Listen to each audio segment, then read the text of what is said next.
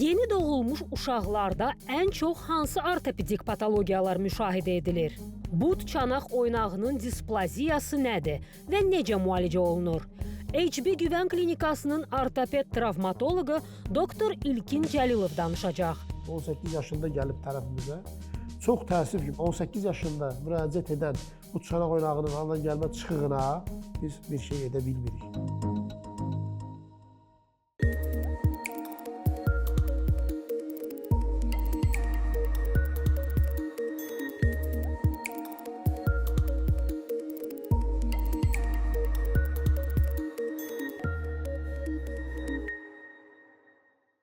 Hər vaxtınız xeyir olsun əziz Ayrıba TV izləyiciləri. Mən doktor Dilbər Rahim. Səhhətimiz verilişinin bugünkü buraxılışından hər birinizi salamlayıram. Verilişə Ege Hospitalının Reproduktiv Təbabət Mərkəzinin baş sponsorluğunda baxırsınız. Tamaşaçılarımız, əziz valideynlər, zəhmət olmasa ekrana yaxın əyləşin. Bugün uşaqlardan danışacağıq, əsasən də yeni doğulmuşlardan danışacağıq. Onlardakı ortopedik patologiyalardan danışacağıq və əlbəttə ki, qonağımı sizlərə təqdim etməliyəm. Bugünkü qonağımız HB Güvən Klinikasının cərrah travmatoloq ortopedi İlkin Cəlilovdur. Necəsiz doktor? Sağ olun, təşəkkür edirəm, yaxşı olasınız. Çox sağ olun. Doktor, az öncə də vurğuladığım kimi yeni doğulmuşlardan, uşaqlardan danışacağıq. İstərdim ilk öncə ən çox onlarda rast gəldiyiniz ortopedik patologiyalar nələrdir? Onlardan biraz bəhs edəsiniz. Daha sonra hər birini ayrıca vurğulayarıq. Dediyiniz kimi, yeni doğulmuşlarda rast gəlinən bir neçə xəstəliklər vardır ki, onlar daha çox bizim gündəlik poliklinik müayinəsində qarşımıza çıxır. Bunlar arasında ən çox rast gəldiyimiz bu çanaq oynaqlarının anadan gəlmə displaziyası və yaxud da çıxığı, əyri pəncəlik, əyri boyunluq dediyimiz kimi xəstəliklər rast gəlinir.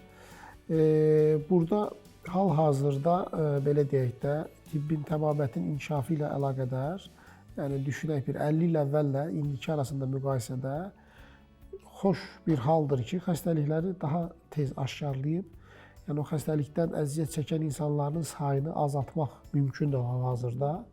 Amma təəssüf ki, hələ də çox gecikmiş və belə deyək də, vaxtında yardım olunarsa normal həyata sahib olacaq, ancaq gecikməyə bağlı əlilliklə nəticələnən olan insanlar qarşımıza çıxmaqdadır.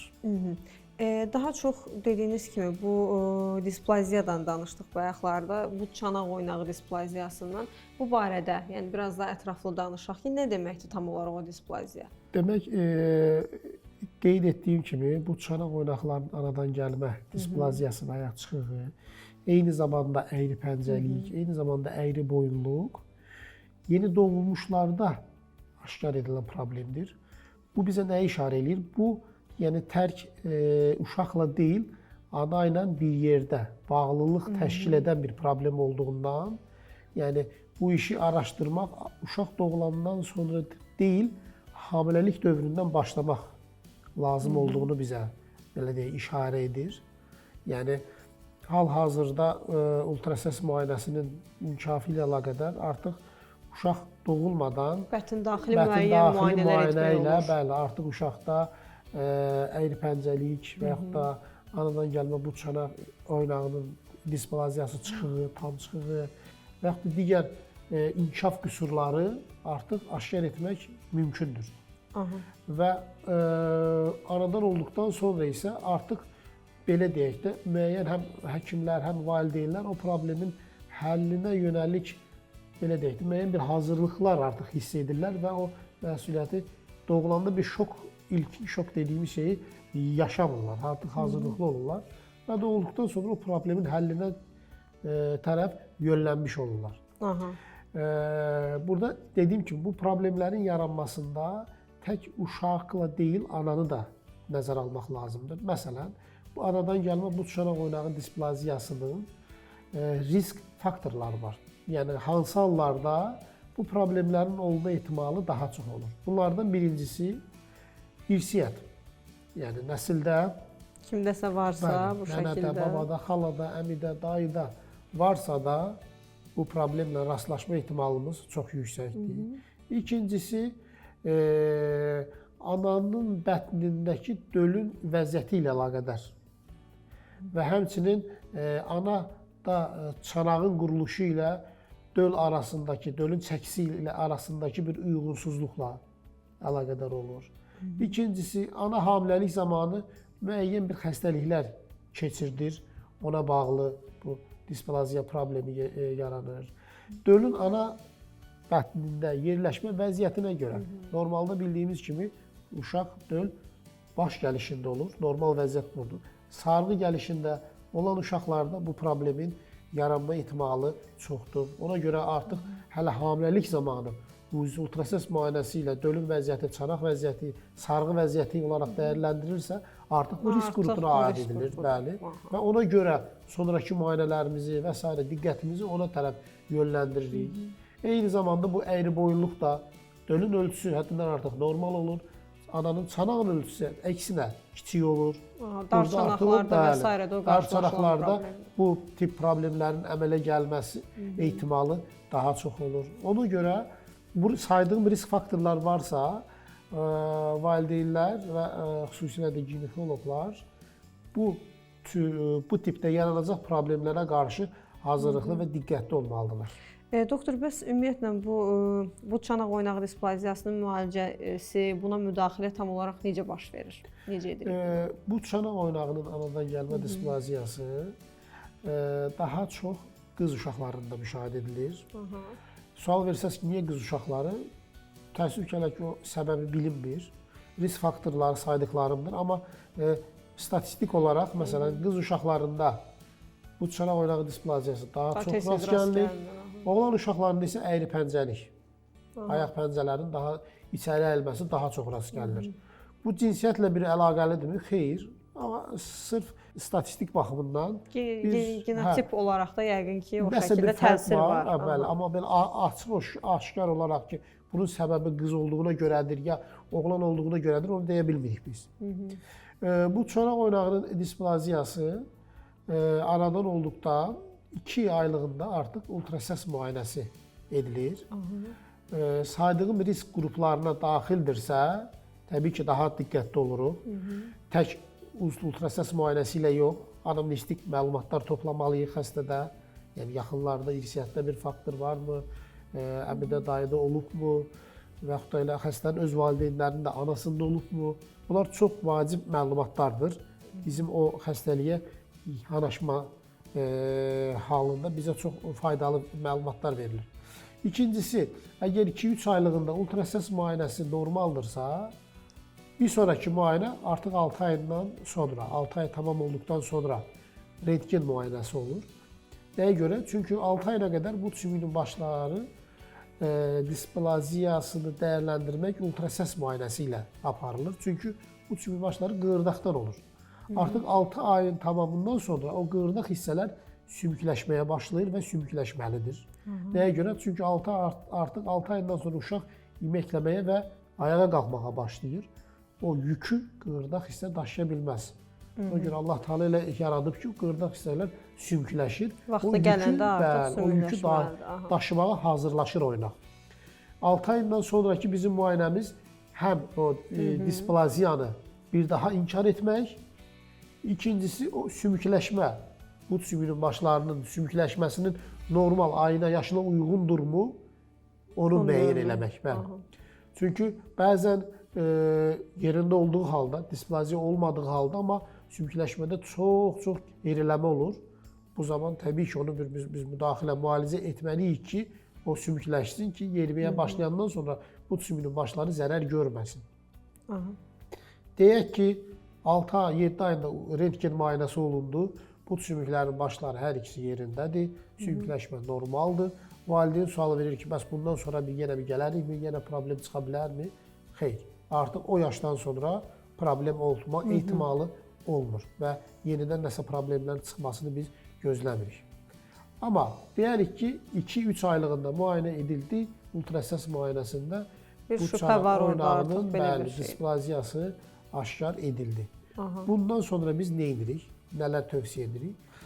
6 ayına qədər çox rahat bir bandajlar var ki, onlarla 6 ayına qədər uşaq gündəlik 24 saat olmaqla bir tək, məsələn, vanda qəbul edəndə və s. çıxardılır.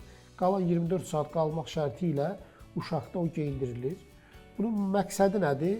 Yəni, və yaxud da bizim üçün əhəmiyyəti nədir? o çıxıq olan, yəni bayıra baxan başın normal öz fizioloji yerinə doğru durmasını təmin etməkdir. Elə başa düşdüm ki, yəni sümükləşməyə qədər ki olan o etapda düzgün yerdə sümükləşsin deyə istiqaməti düz fiksə baxmalıdır olmalıdır. ki, həm but sümüyünün başın inkişaf eləsin, həm də onun örtümü, sirkə kasası inkişaf eləsin. Eyni zamanda hər ayda bir ultrasəs müayinəsi ilə bunu kontrol etməkdəyik. 6 ay tamam oldu, rentgen müayinəsi çəkdiririk. Düzəlmə varsa artıq uşağın müalicəsi orada tamamlanır. Yox, hələ də çıxıq davam edirsə, o zaman artıq o bağladığımız bandajların bir faydası olmayacağını bildiririk xəstəyə. Çünki artıq ondan sonra uşaq daha aktiv olur. Və o bağlanan bandajın faydalılığı çox-çox azalır. Ona görə 6 ayından sonra artıq başqa bir müalicə biz taktikası seçirik. Gips müalicəsi ilə barmaq ucundan ta göbəyə qədər pelvipedal gips dediyimiz müalicədir. Bu müalicəni uşaq əməliyyatxana şəraitində uşaq yatızdırılır, tam əzələləri relaks olur. But sümüklərinin başları, dediyim kimi, sirkə kasasına oynağa baxmaqla gipsə qoyulur və ayda bir dəfə rentgen müayinəsi ilə bunu kontrol edirik. 3 aya qədər artıq gipsdə qalır, ondan sonra isə abduksiyon ortez dediyimiz bir şeyə qoyuruq.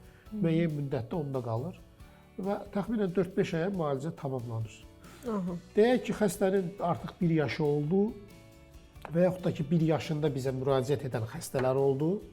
O zaman rentgen müayinəsində baxırıq ki, xəstədə but çanaq oynağı çıxığı var. Artıq 1 yaşından sonra qapalı, yəni kəsik və s. olmadan müdaxilələr fayda vermir. Məcbur oluruq artıq açıq müdaxilələrə biz keçməyə. Bu da təxminən 1 yaşından sonraki dövrdə başlayır. Nəyə görə? Çünki 1 yaşına qədər o but sümüyünün başı yerində deyil, çıxıqdırsa, artıq o oynaq boşluğunu yumşaq toxuma, pulvinar dediyimiz bir yumşaq toxuma doldurur. Bəli. Yəni siz onu qapalı şəkildə yerinə qoymağa çalışsanız da o yerinə oturmur. Zorla qoyub gipsə qoymaq istəsəz, bu dəfə artıq fayda yox, zərər veririk. Çünki but sümüyünün başının qan dövranı pozulur. Artıq bir problem ola biz ikinci planlı problemdə. şəkildə əməliyyata girilməlidir bu anda. Çünki but sümüyünün başının qanlanmasının pozulması gələcəkdə o but sümüyünün başının nekrozu, sadə dillə desək, çürüməsinə səbəb olur. Artıq bir problemimiz var idi, ikinci problemi də çıxartmış oluruq. Ona görə 1 yaşından sonra artıq açıq müdaxilələr başlanılır, əməliyyat gedir. But çanaq oynağının çıxığının açıq reduksiyası deyirik. Oynaq açılır. Orada olan o yığılan yumşaq toxumalar təmizlənilir, but sümüyünün başı yerinə qoyulur və kapsul tikilərək yerindən gips sarğısına qoyulur. Doktor, mən nəyi soruşmaq istəyirdim sizdən? Məhz bu displaziya ilə əlaqədar, düzdür, biz danışdıq, indi 1 yaş, 1 yaşdan sonranı da vurğuladıq. Amma mənə elə gəlir, elə pasiyentlər də qarşılaşmışsınız ki, artıq 1 yaş məsələsi deyil, belə deyək, ərgənlik dönəmində, yeniyetməlik dönəmində də qarşılaşarsınız belə pasiyentlərlə. O, dediyiniz kimi, çox əslində istəmədiyimiz bir ağır bir haldır. Həkim olaraq mənim heç istəmədiyim bir durumdur. Nəyə görə?